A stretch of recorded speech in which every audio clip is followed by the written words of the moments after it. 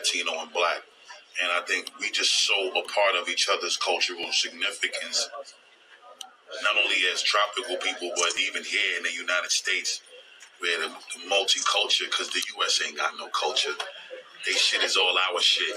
A bunch of our shit is what makes the U.S. whatever you want to call it. We still don't know what that culture is for the U.S., but it's a mix-up of all of our cultures. And in the urban community, you know, the Latino and the West Indian has the greatest influence, and we've always had, and we'll always will, and it's just been that way. So I've actually been influenced by the Latino community, which allows me to feel that much more comfortable putting my West Indian influence in my music, because they made me feel that much more proud to be like, yeah, my Lisa Jamaican, and I say it. But I'm just saying, a lot of the times, it ain't until you're made to feel comfortable giving it to the people who are what you really are, what your influences are, your upbringing in the house, that you do it. So, you know, being that I've been made to feel comfortable doing it, I think I also got to acknowledge and credit the Latinos for their influence on me. Peace, love, and reparations. Welcome to Black Star TV 2.0. It's your boy Black Star. Hey, yo, family, I wanted to play that first clip of Busta Rhymes for I know it's a little bit old, but I wanted to play it for a purpose, because today I want to talk about hip hop culture and how non-foundational Black Americans, you know, they like to, as you can see with Busta Rhymes, they like to implement themselves in the culture and make it seem as though they helped create it or created the culture all in itself. But then we'll turn around and all the negative stuff you'll try to blame on us. So I want to play this next video real quick before I dig into this whole thing. And this is a little bit of an old video too, but I want to put the two back to back so you get what's going on and why I'm going to say what I'm saying. Black culture promotes degeneracy. That's something that everybody knows. Like, you listen to any rap music, like Durk. I listen to Lil Durk all the time. He's rapping about murder all the time. Like, literally all the time. And he's Muslim, and I hope, alhamdulillah, he becomes a better Muslim. But he's rapping about murder constantly. That he knows that will sell more music. He knows that rap beef and, like, I'm going to kill you, you're going to kill me. Bro, you're 29 with kids. Still talking about, like, killing other people, and you're going to risk your life over music. Like, everything that hip-hop promotes, besides Ye and besides a few, like, you know, Christian rap or stuff like that, it's all just drugs, murder, bitches. And we all know that. When they talk about we need to protect Black culture, this is the number one. This is how you prove that Black culture in America promotes degeneracy. Because when a Black person becomes more affluent, when they put on a suit, when they get a good job, when they speak correctly, you're speaking white. Yo, why are you talking like a white boy? I'm just speaking English properly. When they talk about keeping Black culture Black in those affluent areas, like as a lawyer, as a doctor, they mean they want a doctor who's also sagging. They want a doctor who's still banging and throwing up signs. I mean, I agree that there's a lot of stuff within hip hop culture that is kind of negative, for sure. All of it. All of it.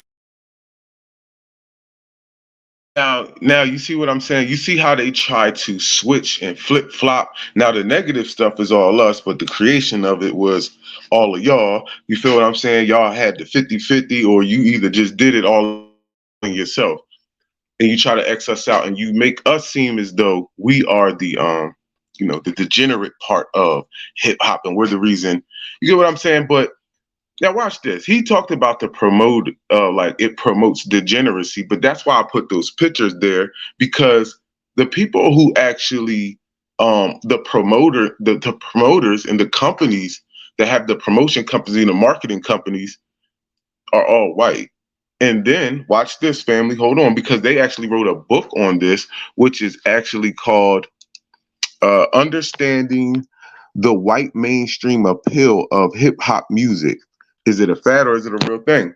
But hold on, I'm gonna show y'all something. 70% of hip hop music is being consumed.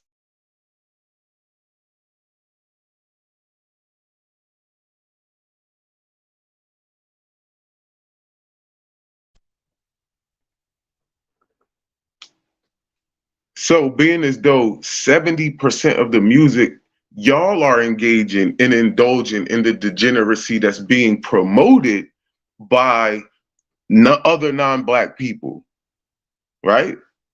Y'all are consuming the degeneracy that's being promoted and marketed by non-black people, right? And we have people like Meek Mills who already said that, yo, if I don't rap like this, they're not gonna push my album out. So we already know y'all, this is what they want. They want the degeneracy, right? But again, as I said before, when we talk about when it comes to their culture, because right, you'll push our drug dealers and our killers, and you'll give them billions of dollars in marketing budgets, right? But then you won't go to the other non-black people's cultures and promote the sex traffickers, right? You won't give the sex traffickers, the child sex traffickers, $1 billion budget. You feel me? And push them out in the forefront, or the people in the Asian mafia. You don't push them out in the forefront to rap. You feel what I'm saying? And you know how we got the sexy reds and all of this. You don't do that to anybody else's culture, the Cardi B's and all of this, for the most part. And they're not putting it on a massive scale. Think about all the black rappers that you have out here that they just pushing, that's just straight up pushing degeneracy. And again, they try to put black culture strictly to hip hop. Like that's all we have. And that's absolutely not true. We actually probably have the most enriched culture in the world. Foundational Black American freedmen. That's absolute facts. You feel me? And if we don't have the most, we like definitely the closest to the most. You know what I mean? We in the top three, definitely. So we not, and it's funny because that's why I say all other non-foundational Black American people, they always push us to hip hop culture. They push us to the degenerate part of our culture, and they never engage in the positive cultures that we have. Right? Think about it. Those 70% of those people who are engaging in buying Little Dirk's music, Uncle Murder's music, and everybody else music that's talking about killing and doing drugs and all of that, or selling drugs, they're not buying Dr. Claude Anderson's DVDs. You're not buying Dr. Francis Cress Welson's books and DVDs. You see what I'm saying? You only engage in the negative culture. You only engage and want to put your dollars behind that. You don't 70% of y'all not putting y'all dollars in black businesses. You see what I'm saying? You're not consuming any other part of our culture but the negative. And that's what y'all put y'all money behind. See, because when we have people who are outside of Dr. Umar, when you have people who have schools and all type of stuff, y'all not donating to that the same way you donate to Black Lives Matter, who got who was ran by white liberals. You see what I'm saying? The moment it's it's real black culture, or it's something to deal with real grassroots stuff, that other non-black people don't want to be involved in it. Even Spanish people, we have to go there and take it there. How many of them really rock with our grassroots people? Any of them? They don't. All they're going to know is our sports and our entertainers. But again, that's all being pushed by white execs and white companies. They put billions of dollars behind the most degenerate stuff in our culture, and you elevate that while you put our scholars and our real even the kids that are geniuses and things like that, our kids that are coding and doing engineer stuff at a young age, you're pushing all them at the bottom, and then you're uplifting every single person that you can find that's in at the bottom of our society. And again, I think Crip Mac is funny, but like pushed up in the algorithm, but someone who's not pushing, who's pushing something positive for the black community, they're not going to get as many views as him. So we have to understand that, right now it's definitely a war on our. We did anything. We've created things solely by ourselves. They try to steal everything. So we got to understand that, right? And you got to watch out for that, because that's why I say people are like, oh, I mess with y'all black people. I mess with y'all black people. But what do you mess with for real? Like, what do you mess with? Y'all only follow our bootlicks. You only listen to the most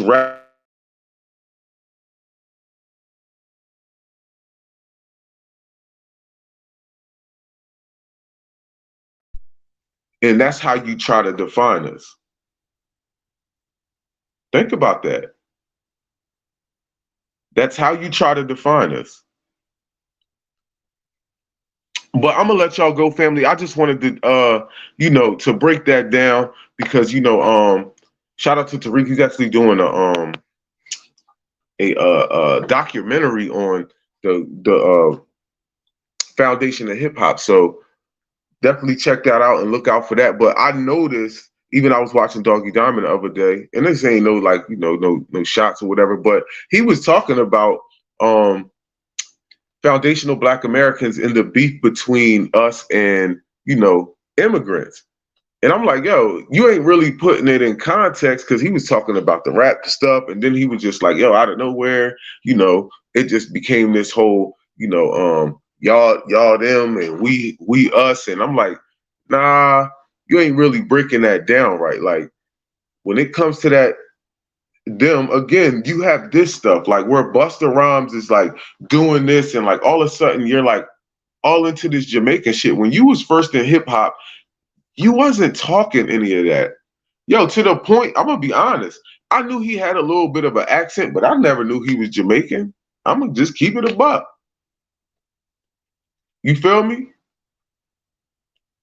I didn't know. I'm just like, okay, maybe he's. I mean, I didn't. I kind of knew he wasn't like foundational Black American, but no, I didn't. I wasn't even thinking on that level.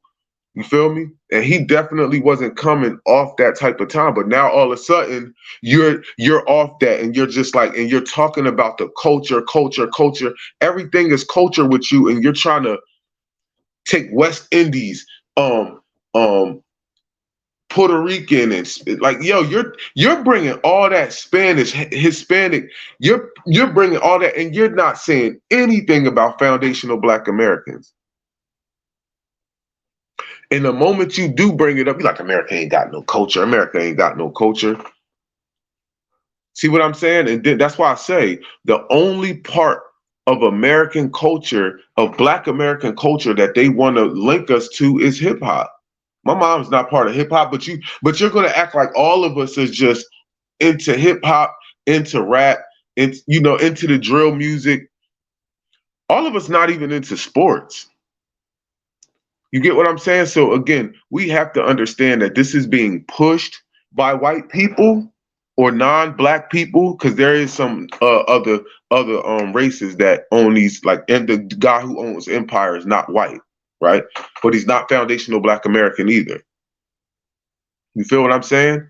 But again, a lot of people on his label was dying. You feel what I'm saying? But again, we have the non-foundational Black American labels and marketing and promoters who are pushing this, and then you have 70% of the consumers are non-foundational Black Americans. So y'all are eating this up. Y'all are forcing us, because again, you have to remember, a lot of the people that they get in as the degenerate rappers, you're getting them from the hood, so they broke. So you putting them in a position, stringing that money like a fishing rod with the carrot on it, and you stringing the money on the kids and telling them they have to rap a certain way and about a certain subject, or you're not gonna push their shit so they can get their bread. You see what I'm saying? And it's easy. A lot of people say, "Oh, well, go independent." But yeah, when you controlling the record labels, when you controlling the radio stations and all of that stuff, it's hard. It's hard to get yourself out there. It's hard to get a little buzz. You feel what I'm saying? Especially when then Then you're gonna have to deal with the gatekeepers. And say you are super hot, and certain rappers ain't gonna want to do nothing with you because again, they align with record labels who's gonna be like, nah, you can't fuck with him. Nope, we're not signing off on that or whatever. You get what I mean? So again, listen, family, this is why we do need to own and control a lot of our stuff. Because man, listen, this is what happens when you don't own and control your stuff.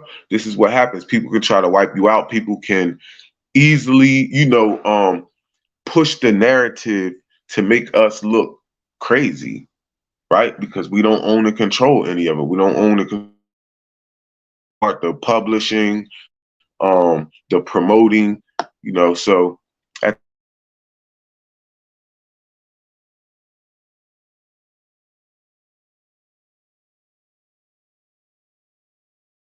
in Florida and what happened out there. So y'all be easy, family. We up out of here.